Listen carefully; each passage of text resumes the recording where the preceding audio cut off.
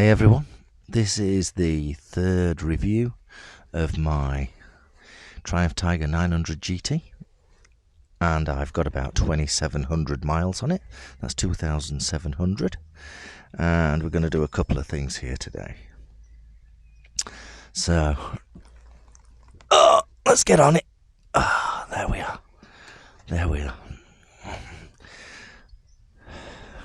So we're going to do a couple of things today. We're going to give a review of where I am at 2,700 miles and the plans for this year. And we're also going to find out how economical or uneconomical this bike is at about 64 miles an hour. I'll explain why it's 64 miles an hour in a bit. But we're going to go and fill up and we'll have a talk about the performance of the bike. She's cold at the moment, but it is what it is. Okay, let's go. So, I got this bike in January 2023. It's now May, coming up to the end of May 2023, and things have been absolutely fantastic. Absolutely fantastic. No problems at all. I've done a few upgrades on the bike, as I've explained in previous videos, and everything is looking great. You know, I've got the fender extender for £6 off eBay. That works terrific. Stops all the crap going up to the radiators, so that means I don't have to wash them out and they don't get bunged up.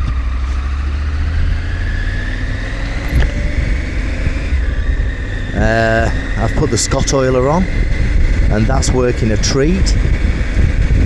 I usually have Scott oilers because they tend to stop the need from adjusting the chain all the time. That said, I don't go thrashing around on the bike. Yeah, I just don't go thrashing around on the bike. I've gone past that phase. However, I will say this, if you put me on an RD350LC, I'm guessing I would be tempted to open up the bike to the power band,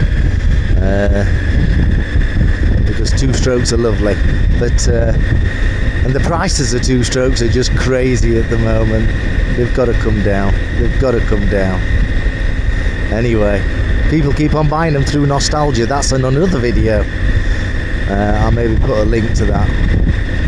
So the bike is absolutely wonderful, and a couple of the main good point about this bike is that when it's going into the corners, the steering is absolutely neutral. It just goes straight into the corners and comes straight back out, and it has there's no fighting or anything to get it down into the corners and getting it leant over.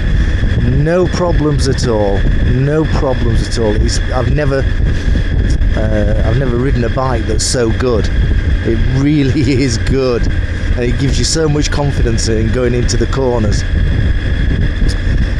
But a couple of negative things about the bike. I've said this before, heated grips are a waste of time. However, now summer's coming and I've got my summer gloves on, so I'm testing them out for the first time this year. I think it's about 18 degrees. Oh, it's 17 degrees. So I'm testing those out, just make sure it's warm enough. One of the heated grips, they're just not great, and Triumph need to realise that this is a problem not with this bike but across other bikes as well. So they need to realise this. They need to get up to the temperatures that like Oxford hot grips get up to. So something like that. Yeah. What else is not particularly great? I've told you about the screen as well. The RPM meter on it is just useless. Maybe it's because I'm an old fart, I'm an old school guy. I would like an option on the screen where it's just typical analog clocks and that would be really useful, but I don't think Triumph are going to do that. So that's another thing. And one more thing that I've realised, and I've been doing a bit of motorway work to get those 2,700 miles up on the clock, and when it comes to filtering through static traffic, I am finding that the bars are quite wide. Now the wide bars give you a really accurate feel for when you're in the corners, and it's absolutely great. But when you're filtering on the motorway, the wide bars are something that you need to consider. But apart from that, everything is absolutely wonderful. I suppose it's just getting used to these wide bars that's the challenge, and taking into account the width of the bike. Yeah. So maybe it's just me that needs a bit more practice in filtering. So what we're going to do, so that's basically the review. If you're thinking about getting a Triumph Tiger 900 and you're not absolutely sure, just go for it. Go and test ride one. Go and have a feel for it. Go and take it out for an hour from your local dealer, and go and get one. If you're thinking about buying one private from a second-hand, from a private individual, just go out for half an hour and have a ride on it and get the feel for it. Even better, just go to the Triumph dealer, have a go on one of theirs, and then go and buy a second-hand one. Then you get an idea of how it feels over an hour. Right, so what we're going to do now is fill up, and I'm going to brim the tank, and we're then going to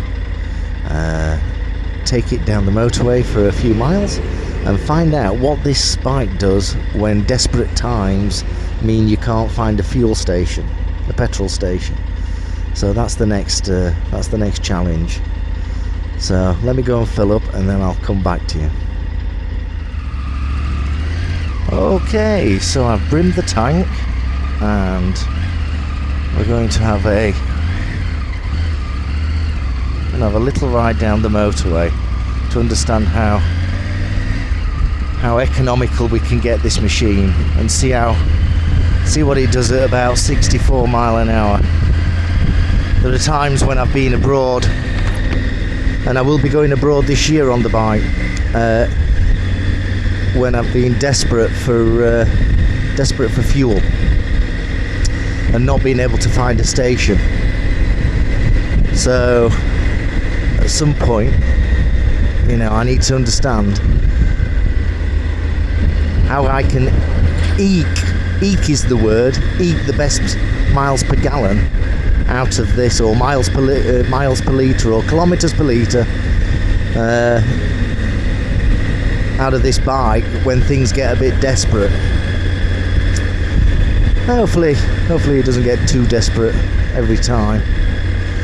So before we go any further, I've booked my first trip over to Europe, and that will be in September, the latter half of September of 2023. I'll be going away with two guys, Mark and Charlie, and they're both on Italian bikes, so they will break down. Every time we go abroad with their Italian bikes, do they break down? I have no idea why. Maybe it's because they're Italian. One's got an MV Agusta and one's got an Aprilia, and they break down. So, never had an Italian bike, and based on my experiences, I probably won't be having an Italian bike. But yeah, so that's in September. We're having 10 days abroad. We'll be going to the Alps and all that good, the Swiss Alps and all that good stuff. So that should be absolutely fantastic. We've just booked a caravan for, I think it's 6 or 7 nights. No, it's 7 nights. A beautiful caravan on a great park with a swimming pool and all that good stuff. And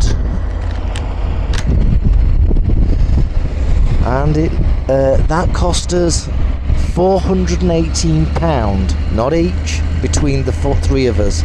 So that's £140, £140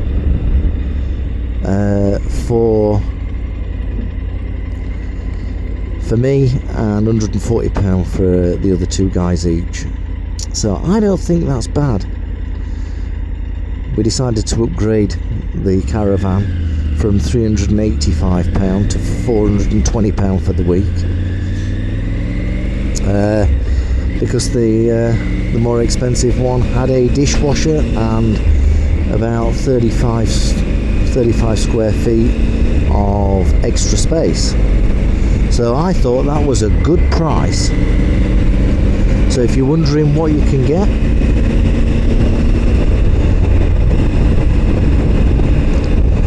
that's what you can get abroad. Now I know the caravans over in the UK, I'm guessing for a week will be £700 or £800,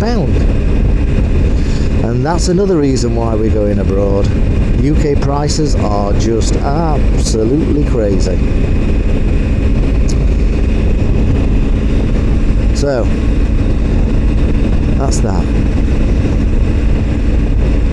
I'm going to be joining the motorway in just a few more seconds, and then we're going to set the cruise control on this bike to 64 mile an hour. That's another thing on the Tiger. The miles per hour shown is about 10% out. So when you're doing 77, you're actually doing 70 or 69 miles an hour. Which is really interesting. I can't understand why it's so conservative. Is that the word? Why doesn't it give you an accurate miles per hour? Is it to try and slow you down and stop getting speed tickets? I don't know. But yep, so it's 10% out all the way through, which means, if you think about this, if I've travelled, let's say 7,000 miles, actual miles, then the odometer on the bike will show 7,700 if it's 10% out. That's interesting, I think. So, you know, the bike is showing more than it actually is. Let's see if I can squeeze around this lot. Let's see if I can squeeze. Here we go. Here we go. Here we go. It's just traffic all over. There we go. Right, M6 south. And then let's set it to 64 mile an hour, which will be about 60 mile an hour. Fortunately, there's a speed limit on the motorway of 60. What a surprise. These smart motorways are absolutely fantastic. Maybe that's why the government has decided not to build any more. It just gets crazier and crazier. So we're in 6th gear, just rolling up to 64, put the cruise control on, and there we are, 64 mile an hour. Let's just get it down.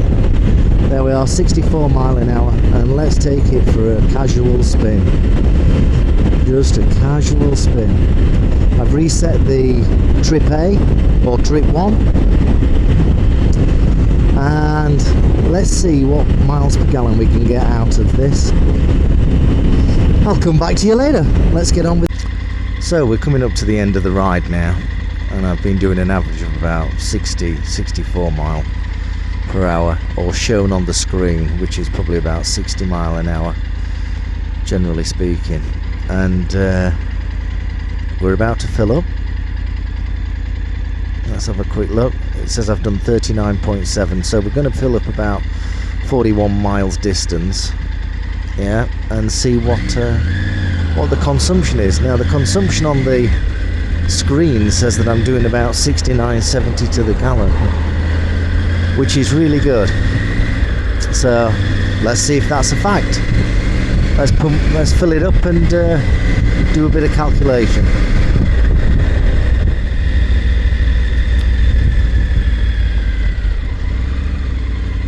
Right, let's fill her up and then see what she's going to take in that fuel tank. That lady's let me do. Let's see how much this bike takes. Don't know what this one's waiting for. Don't know what this one's waiting for. No, you can't fill up there. Oh dear.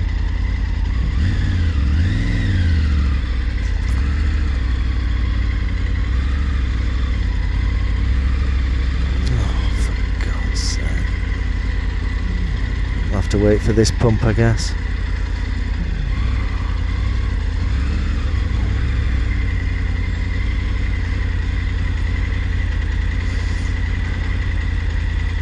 Is this their car? Oh, they're going to take 20 minutes to... No, it's not their car. Oh, it is?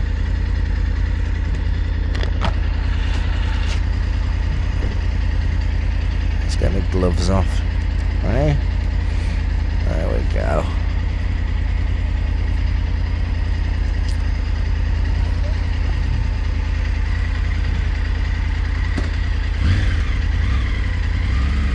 Come on, Jesus Christ.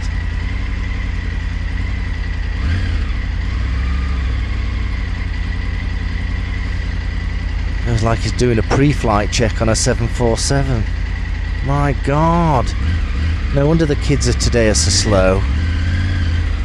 Jesus, mother of God. Here we go. Right, 41.8 miles, that's the distance. Let's have a look how much it takes up.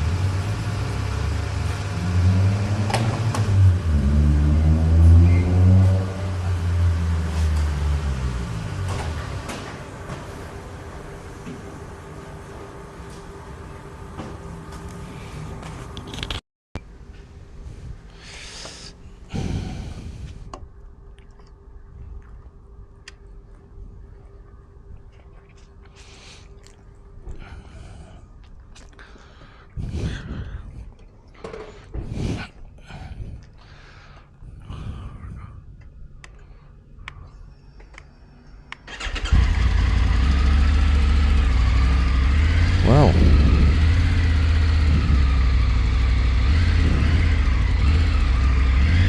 That is 2.4 litres for 41.8 miles. 2.4 litres. Okay, so let's go and do some calculations. Here we go, let's get across this. Jesus Christ, there's so many people out.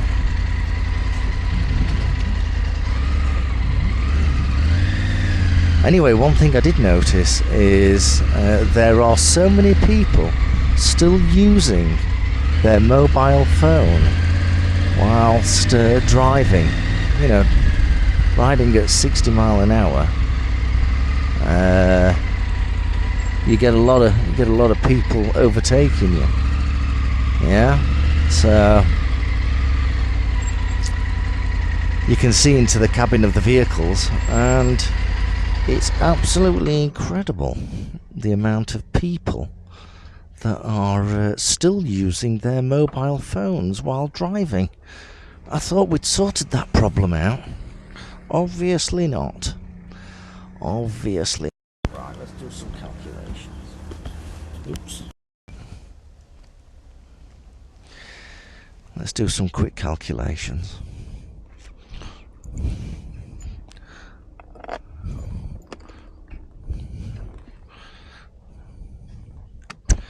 Let's have a look. No.